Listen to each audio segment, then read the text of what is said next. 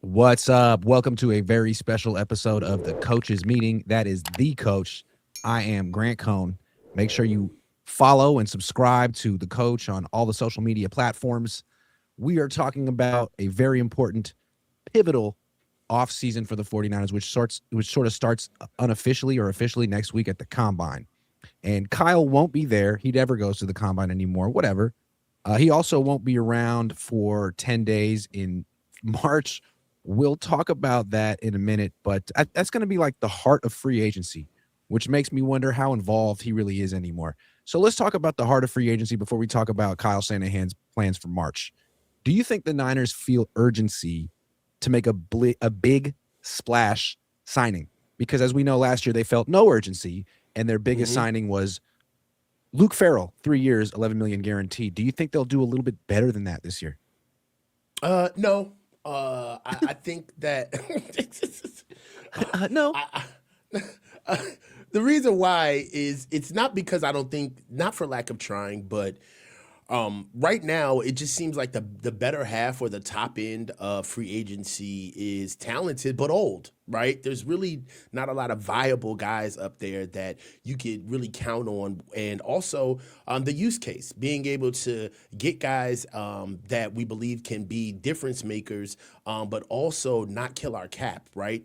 Basically, we're kind of setting ourselves up in a situation, Grant, where we're either going to get a guy where he's not going to play up to his standard and it's going to be a waste of the performance, but we have the name, or we're going to get somebody that's going to play to his standard, not necessarily what he was before, because he wouldn't have been a free agent had he been playing at his regular performance. And then we're either going to have to overpay for him, where we should be using that money on getting younger and getting more depth. I do believe that there are some fixes that we can make in free agency that kind of fit our swim lane, kind of like our budget, if you will. You got my guy, the left guard out of Pittsburgh. That's a really big guy that I would love for the Niners to Samalo. kick the tires. Samalo, yes, sorry. That would Samalo be would such a great signing for the Niners. That's why they won't do it. But I believe that, one guy coming in at that left guard spot helps Trent Williams, definitely helps Jake Brindle. God help us if he actually Doesn't it scare gets. you that the Niners' first order of business this offseason was extending Nick Zakel? Like, aren't you a little scared that they're like, boom, got that out of the way, left guard, done. They've got We us got all him and scared. Connor Colby. We could even bring back Ben Barch if we wanted to. They Watch got us out. all scared. What's crazy is I'm in a couple of group chats where everybody talked about that. It's like, Seriously, right? are they playing with us? Are they trolling us? This is rage bait. I feel like But one thing about a regime that's in year 10 is they don't really reinvent themselves. This one hasn't. You can kind of see their moves coming a mile away. Are they all of a sudden going to be really serious about the left guard position? Or are they going to convince themselves that they have something? Anyway, we'll see, I guess. yeah, definitely. There's also some moves that they could make that I would like, but I don't know if this would necessarily be a splash, but this is the type of splash that I want to stay away from. Tom convinced me of this. I was really hard on it, pause, yesterday, and I Tom thought that it Jensen, would be, Tom right if we're on Jensen, his thank side. you. Yeah. I thought that it would be a really good, viable option for us. But the type of splash that I think would be fool's gold would be like a Minka Fitzpatrick signing, right? He's 15 years per, 30 years old, didn't play a full season last year, kind of on the decline.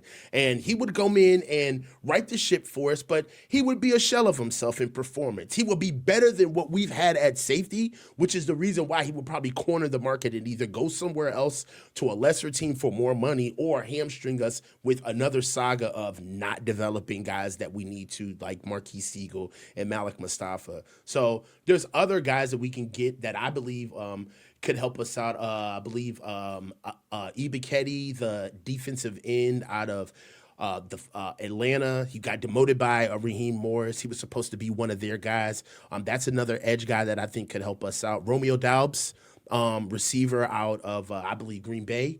Can help us out in a big way. So I just think that there's other positions that we could add tweaks and elevate the floor, right? I want to raise the floor. So, that's how I feel.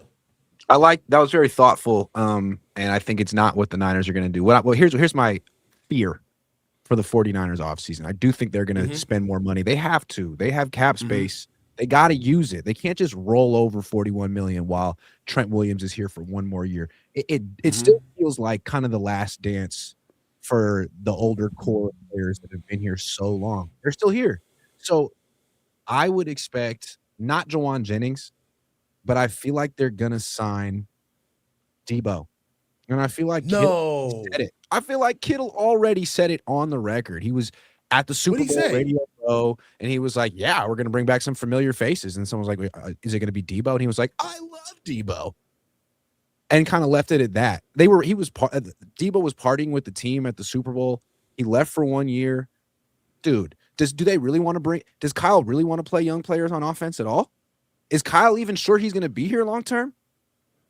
I bet you Oh. $50 right now that they Okay. signed Okay. Deebo Samuel. 2 years, $31 million, maybe You're 30. on. You're on. I'll Yeah, take that bet. yeah, I hope I want to take the bet because I just don't want it to happen. That'd be yeah. insane to take him back. And all right, so I've been floating this whole new like mantra about this team because I'm trying to be, a good faith broker with these guys because they won 12 games. And I've been trying to stay away from default perspectives. Me and you have talked about it on the phone a lot. We talked about the perspective of thinking that the Niners have finally seen something outside of the regular pushing, robbing Peter to pay Paul, pushing guys to get paid that don't deserve to get paid, having the core, right? I believe that we saw something different this season. But bringing Deebo Samuel back would be The that would be beginning of the crushing. end. Yeah. Yeah, man. It's like we got to move on, man. I'll be right back about it. I'll be right back to the old. If they went back to the old track of trying to do this, then I'm right back to fire Kyle Shanahan. I'm back to it. I just feel like we know Kyle. He could draft a wide receiver, and I'm sure he will. I don't know if he'll draft one in round 1. He might. But no matter Mhm. where he drafts that guy, he's not going to play him.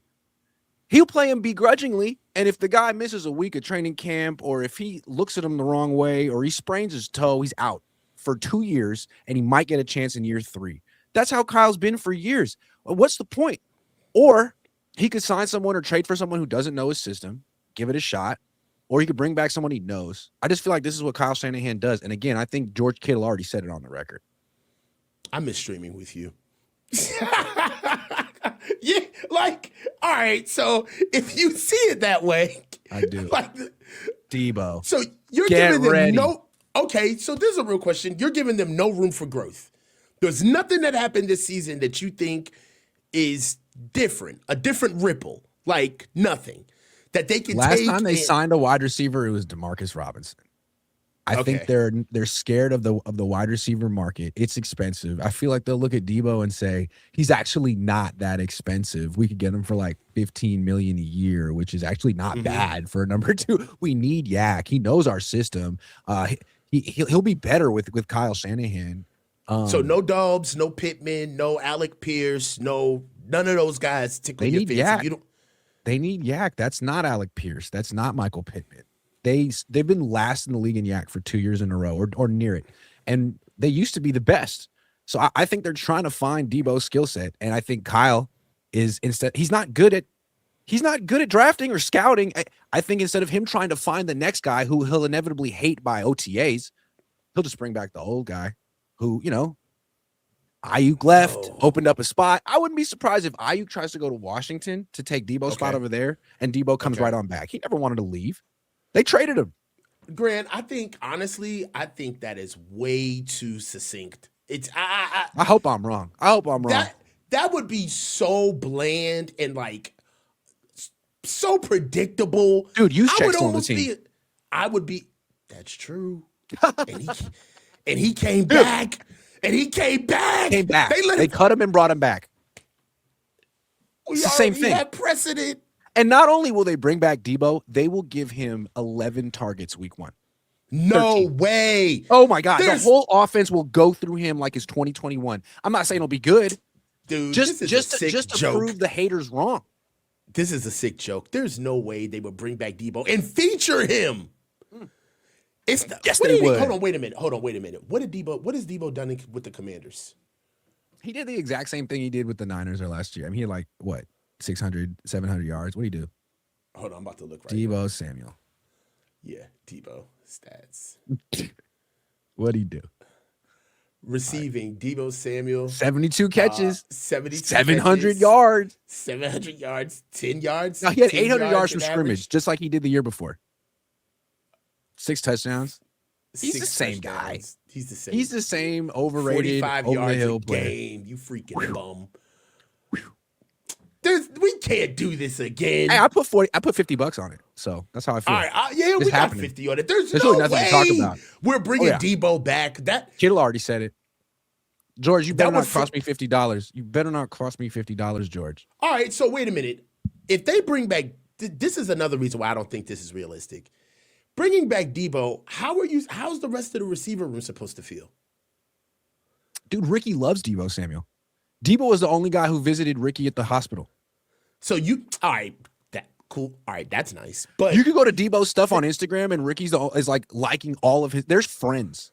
so They're you don't friends. think that? So just from a pure competition level, you don't think that on one side the room would feel a certain way about bringing this guy back, about how they feel about competition level, and then also you don't also believe that who Jordan Watkins, Jawan. You're talking about Jawan. He's gonna be gone.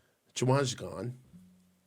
Jawan might Ayuk not is like gone. it, but Jawan will be gone. And Jawan will be making more money than Deebo next year. You know what would be nasty about that too is that What? they would really try to float that like they got their ex. In Deebo, Like they would, yeah, they would like float. I mean, what else would they float they'd him have at? to Where would put he Ricky play? over there.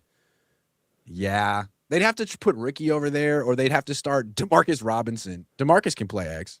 He's good. This is player. ass, bro. Stop this. We're not doing this. Hey, maybe they trade Ricky too. We're but better than this. I put $50 on it, so I don't know. I have a lot to You lose. put your money where your mouth is. I'm not Yeah, mad. Joseph Ernberg says if Deebo is resigned, it's time for a regime change. It might be time for a regime change. Joseph Ernberg says Jordan Hudson from SMU is a Debo replacement. I like He is. Omar Cooper as a Debo replacement. We'll talk about that in a minute, though.